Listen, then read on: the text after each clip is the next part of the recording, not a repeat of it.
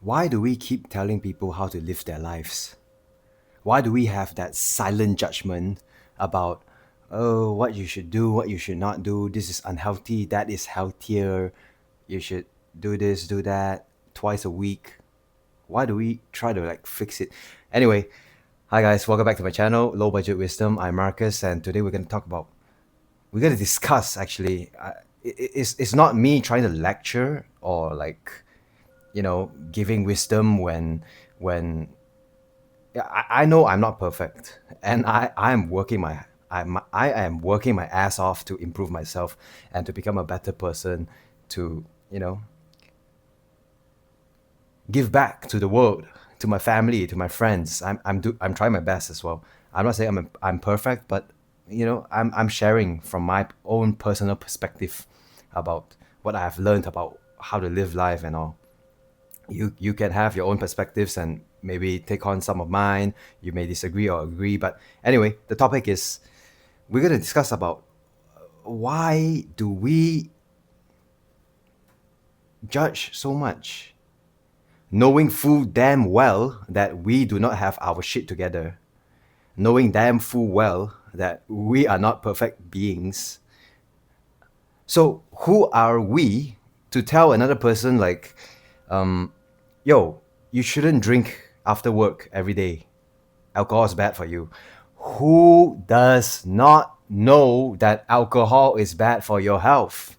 I think you should stop smoking. It's not good for health. Who in the right mind does not understand that smoking causes a whole bunch of illnesses or whatever, right? And if someone gets cancer and this person has been a smoker for 10 years, automatically the easiest conclusion, we literally jump to the conclusion. Straight away, our conclusion is, oh, this person has been a 10-year smoker. That's the cause of the cancer. Case closed. Case closed. That's it. End of discussion. Cigarettes cause cancer. This guy has been 10 years smoker. He's going to die of cancer because of smoking. That's why you don't smoke, kids. You see, it's such a disgusting statement. We don't look at lifestyle habits. Does this person exercise? Does this person drink enough water throughout the day? Does he take his vitamins? Does he eat fresh fruits, vegetables? Does he eat, does he have a healthy lifestyle, right?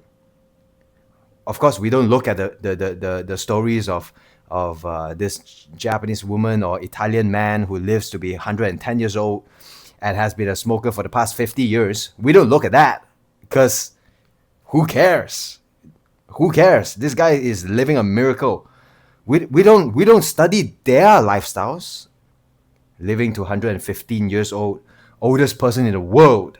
You can literally just search this up on Google if you don't trust me. Guys, I'm not making this up, but we have a bias towards things that causes fear. That is my point. Search up the oldest lady who has been a full-time smoker since her 30s or 20s or something like that, and she is in the Guinness World Record book for one of the longest living people on earth. I think 115 years old, and she finally said goodbye to the world like a few years back or something like that. Search it up. So anyway, if we do not have our shit perfectly together, if we do not have our lives all figured out perfectly, who's to say, who are we to lecture other people about how much to smoke a day, to lecture other people about their lifestyle choices and lifestyle habits? You get what I mean? Can you feel the vibe? Can you okay, just imagine you have I'm sure we all have unhealthy habits, at least one. And if you think, oh, I'm healthy. I don't do anything. I don't smoke. I don't drink. I don't game. I don't I go to the gym 5 times per week. I don't binge on Netflix. I eat healthy every single day. That is unhealthy obsession. Let me tell you that straight up. That is unhealthy obsession, which you have rationalized and have a bias towards yourself, thinking that, oh, I'm doing the healthiest lifestyle. No, you're addicted to the healthy lifestyle, and that's unhealthy. Binging Netflix. Oh, I don't watch Netflix. Like, okay, I watch 1 hour every Saturday. That's all. I'm so healthy. No, like, if you need to watch it, if you want to, if it makes you feel good, and it doesn't throw your life, and you don't throw away your responsibilities and like say fuck it to everything else. I'm gonna just focus on Netflix. I'm addicted to that. If it doesn't ruin your life, if it makes you happier, go do it. Go and do it. If that 1 or 2 drinks with your friends every night after work makes you feel alive, makes you, socialize better, you feel good, just go do it. As long as you can fulfill your responsibilities, and as long as you are aware that, you know okay, I'm drinking 3 beers every night with my friends after work. I am aware of it. I can't stop it, not now at least, but I am aware that, you know I want to change that. Then okay, continue drinking 3 beers a night every night with your friends. Enjoy that moment. Be aware, and if you feel like, you know what, I've had enough of this. I've been doing this for years. What's the point even? Like, if you're aware and you're conscious about it, you're consciously doing that bad habit, go ahead. Sometimes we have karma that we have to deal with. Our body is like, flushing certain things out of the system.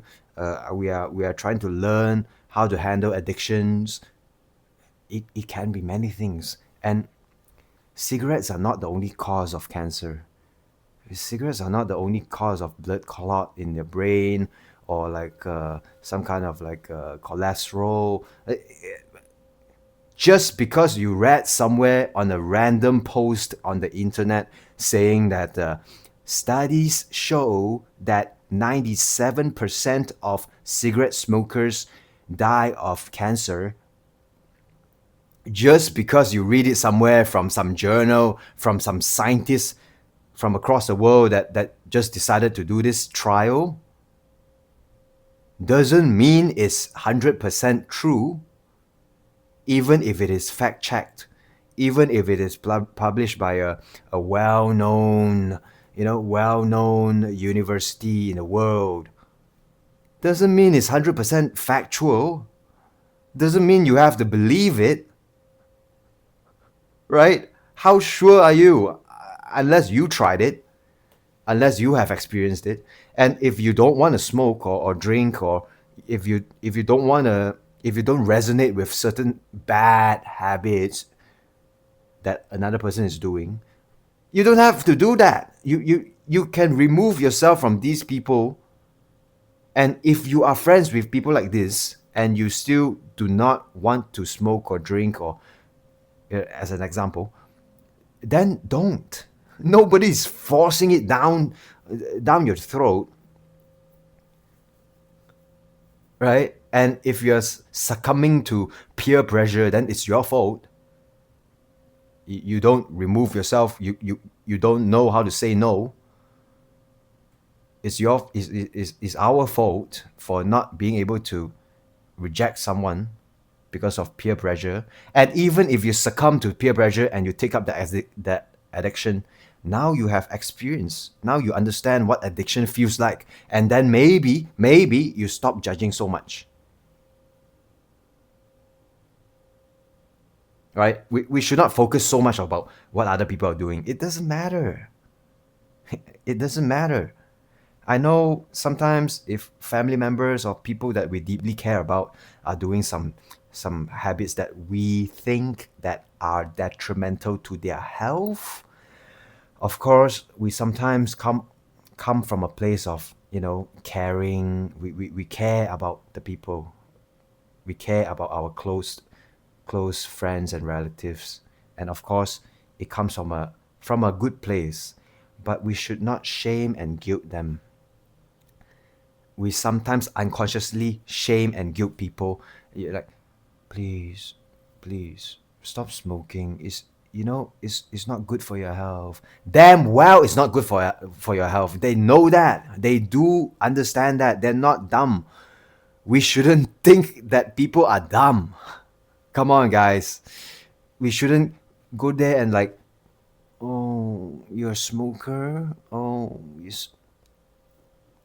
I have my condolences towards you. You're a smoker. You're gonna die of cancer. You see, you're cursing the people that you love. You're cursing the same people that you care about. You're guilt. You're projecting your guilt onto them. You're projecting your shame onto them. Your fear of this cigarette. Move on.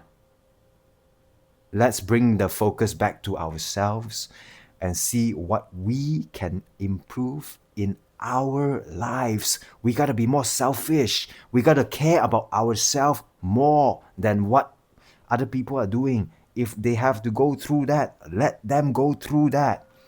Let them have a smoke. If it makes them happy, let them have a smoke. Did you know that studies found out that 100% of the people who drink water die? 100% of the people die if they drink water. That's a joke, okay? I mean, that's how studies always frame their words, with their smart twisting and turning of words. 100% of people who breathe oxygen die. And the range of death is 1 years old to 100 years old. That's the range. Data shows. Scientists found out. Researchers made a poll and they found this data. 100% of people who breathe air, who breathe oxygen, die some point in their life. You see how absurd it is? Studies show. You see some posts on Facebook and on Instagram, on YouTube. Studies show, oh my God, I'm so fearful. That's why I'm going to click on this and I'm going to like it and I'm going to share it. That's how they catch you. That's what they want you to do. That's what grabs your attention. Do better, guys. If they want to do their habits, go ahead. Let them enjoy that moment. We're all gonna die anyway, someday, some point in the future. All right, guys. So please stop judging so much. Have some compassion. Understand that people are going through different shit every day. Some people are going through addiction. Some people are going through poverty. Some people are going through loneliness. Some people are going through work stress. Some people are going through all of that at once. So have some compassion. If they want to have a smoke, let them have a smoke. If they want to drink alcohol with friends and relax, if that's the best part of their day, they have like 5 mouths to feed at home, allow them to do that. Allow them the space to express their stress, to calm themselves down a little bit. Start being a human, not some judgmental critic of what other people are doing. Stop focusing. Are we so scared of our own problems that we have to focus on other people's problems to distract ourselves from our own problems? All right, that's a thought for you. If you haven't already, subscribe. Please subscribe to have more of these videos. Okay, I talk a lot about all these things, and it's going to be crazier and crazier. All right, guys, leave a like if it resonated with you, or if it shook you a bit, if it surprised you a bit about what I said, how I said it, my vibe or whatever. Comment down below. I'll love to hear it. All right, whatever you want to comment. All right, but try to keep it a bit more lighthearted. Yeah. Stop judging, right? Okay. Share if it resonated, and I'll see you guys in the next one. Ciao, guys. Take care.